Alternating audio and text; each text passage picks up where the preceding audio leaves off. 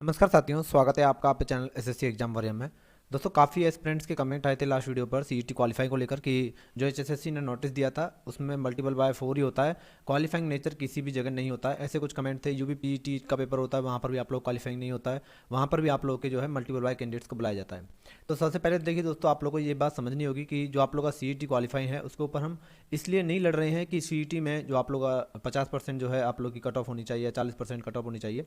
ये इसकी लड़ाई नहीं है। कहाँ कहीं पर तो जो है 50% भी नहीं ला पाते अगर पेपर का पैटर्न कुछ इस तरीके से होता जैसा आप लोग के हरियाणा पुलिस का पेपर पैटर्न था, या फिर कोई सिलेबस के बगैर नहीं होता, 50% भी नहीं ला पाते हैं स्टूडेंट्स। तो यहाँ पर रेशो की बात नहीं है कि आप लोगों का 50% होना चाहिए या 40% होना चाहिए। यहाँ पर बात यह है कि जो आप लोग का सीईटी क्वालिफाइंग का जो आप लोग का ये नोटिस दे रखा है एचएसएससी ने, उसमें मल्टीपल बाय 4 कैंडिडेट्स को लिया जाएगा सीईटी क्वालिफाइंग के लिए। लेकिन दोस्तों, आप लोग को समझना होगा कि अगर कहीं पर अभी हरियाणा के अंदर देखिए 50 से 100 वैकेंसीज भी आती हैं। अगर टैक्सेशन इंस्पेक्टर की बात करें तो वहाँ 50 से 100 के बीच में डाटा रहेगा। वहीं ग्राम सचिव की बात करें तो 500 से 800 के बीच तक ही डाटा रह सकता है। 500 वैकेंसी ग्राम सचिव की समझ लीजिए, 1000 वैकेंसी आप लोग की पटवारी की समझ लीजिए, 2-3 हज़ार वैकेंसी आप लोग अपनी क्लर्क की समझ लीजिए। तो यहाँ पर देख लीजिए कितना कम रेशो है। कहीं पर जो है आप लोग के मात्र 200 कैंडिडेट्स को लिया जाएगा, कहीं पर 2000 लिए जाएंगे, कहीं पर आप लोग के 4000 लिए जाएंगे, कहीं आप लोग के 12000 एस्पिरेंट्स को लिया जाएगा। और टॉप 12000 में आना या फिर टॉप 200 बच्चों में आना काफ़ी बड़ी बात हो जाती है, और कट ऑफ भी काफ़ी ज़्यादा हाई जाती है। यहाँ पर वही कैंडिडेट्स लगातार जो है एग्जाम देते रहेंगे। और जैसे अगर ये वैकेंसीज 500 के रेशो में अगर 10 बार वैकेंसीज निकाल दी जाए तो 2000 बच्चों को लिया जाएगा। लेकिन टोटल वैकेंसीज कितनी होगी? 5000 होगी ना। तो 2000 ही कैंडिडेट्स को जो पेपर का पैटर्न दिया जाएगा, और जो वैकेंसीज हैं वो 5000 है। तो कहीं ना कहीं ये जो सीईटी के जो पेपर दिया है बाकी एस्पिरेंट्स हैं उनके लिए जो है दिक्कत हो जाएगी। और सबसे मेन बात जो है पीईटी की बात करें तो यूपी में क्या किस तरीके से होता है, तो वहाँ पर जो है 12 गुना का पैटर्न है। अगर 12 गुना का पैटर्न कर दिया जाए तो इस पर कोई भी आपत्ति नहीं है। 12 गुना आप लोग रख लीजिए वैकेंसीज के। और या फिर इस तरीके से कर दीजिए कि जो आप लोग वैकेंसीज की बात कर रहे हैं, 28,000 वैकेंसीज की बात कर रहे हैं, 32,000 वैकेंसीज की बात कर रहे हैं, तो इन वैकेंसीज को एक साथ निकाल दीजिए। आप लोगों को पेपर का तो सिलेबस वही सेम रखना है ना। तो जिन जैसे पटवारी का जो हुआ, क्लर्क का हुआ, आप लोगों का ग्राम सचिव का हुआ, इस बार कैनाल पटवारी का हुआ, जितने भी ये एग्जाम है जिनका सिलेबस सेम है, यानी जहाँ पर आप लोगों को अदर सब्जेक्ट नहीं है, सिलेबस सेम है, उन वैकेंसीज को एक साथ निकाल दीजिए। तो यहाँ पर आप लोग की 6 से 7,000 या फिर 28,000 ही टोटल वैकेंसीज एक साथ निकाल दीजिए सीएचएसएल के थ्रू। सीएचएसएल होता है जैसे कंबाइंड हायर सेकेंडरी लेवल। तो सेकेंडरी लेवल की जो हायर सेकेंडरी लेवल की एग्जाम है उनको एक साथ आप लोग टायर 2 ले लीजिए, जहाँ पर आप लोग अगर 4 गुना में बुलाए जाएंगे तो भी मोर इनफ है।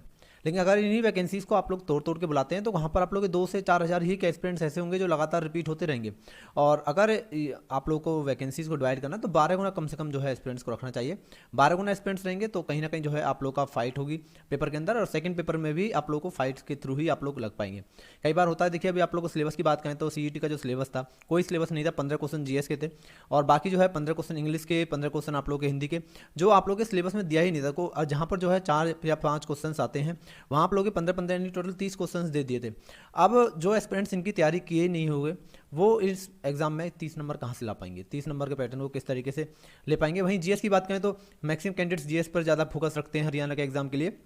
यहाँ पर जीएस के जो वैल्यू है उसको हटा ही दिया है। यहाँ पर साइंस की बात करें तो आप लोगों को बायोलॉजी से कोई क्वेश्चन देखने को मिला, आप लोग केमिस्ट्री से कोई क्वेश्चन देखने को मिला, एक तो क्वेश्चन जो है फिजिक्स से देखने को मिले।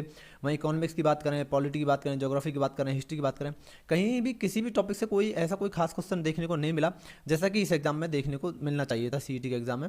और यहाँ पर कंप्यूटर का कोई अलग से सिलेबस नहीं था। वो 3 से 4 क्वेश्चन 15 में से ही पूछे जा रहे थे, मैक्सिमम 3 क्वेश्चन पूछे जा रहे थे। तो पेपर के पैटर्न पर बात नहीं करेंगे, अभी बात कर रहे हैं हम क्वालिफाइंग नेचर की। तो यहाँ पर अपने जो विधायक हैं उनके पास जो है मैंने आप लोग पिछली बार लेटर दिखा दिया है, उसको आप लोग अपने विधायक को यहाँ पर जाकर दीजिए।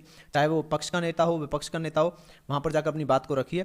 बाकी कोई भी अगर ऐसी बात होगी, हमें अगर पंचकुला भी जाना पड़े तो हम सब साथ मिलकर चलेंगे, उसके लिए मैं आप लोगों को बता दूंगा। अभी ऐसी कोई प्लानिंग नहीं है। अभी आप लोग का स्ट्रेटेजी सिर्फ ये है कि अपने जो पास के विधायक हैं, आप लोग लाइब्रेरी में पढ़ते हो या फिर किसी इंस्टीट्यूट में पढ़ते हो, तो वहाँ पर साथ मिलकर एस्पिरेंट्स जाकर जो है विधायक को जो है लेटर दीजिए और ज्ञापन सौंपिए।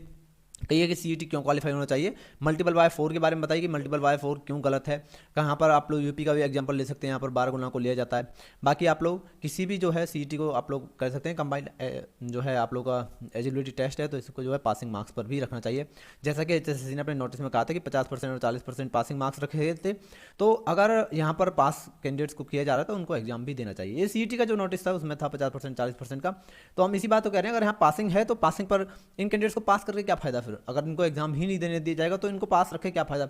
इनको सीईटी क्वालिफाई में रखने का ही क्या मतलब हो गया अगर इसको एग्जाम देने से वंचित किया जा रहा है तो ये आप लोगों को बताना था मेरे को सीईटी के लिए। बाकी आप लोगों को सीईटी के लिए रेगुलर वीडियो मिलती रहेंगी, और आप लोग की जो वैकेंसीज आने वाली हैं एचएसएससी की, उनके रिगार्डिंग आप लोग को अपडेट हमारे चैनल पर मिलती रहेगी। तो आप लोग एसएससी एग्जाम वॉरियर चैनल को जरूर सब्सक्राइब कर लीजिएगा, बेल आइकन जरूर प्रेस कर लीजिए, जिससे आने वाली वीडियोज़ की ऑफिशियल नोटिफिकेशन आप लोगों को लगातार मिलती रहें।